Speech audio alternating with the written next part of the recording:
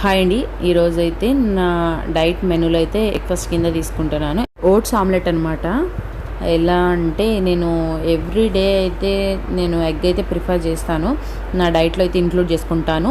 తినని వీక్లో తప్పితే సాటర్డేస్ ఫ్రైడేస్ అలా కొన్ని డేస్లో తప్పితే తినే డేస్లో అయితే కన్ఫామ్గా నా డైట్ మెనూలో అయితే ఎగ్ అయితే ఉంటుంది. ఈరోజు అయితే నేను బ్రేక్ఫాస్ట్ కింద ఓట్స్ ఆమ్లెట్ అనమాట.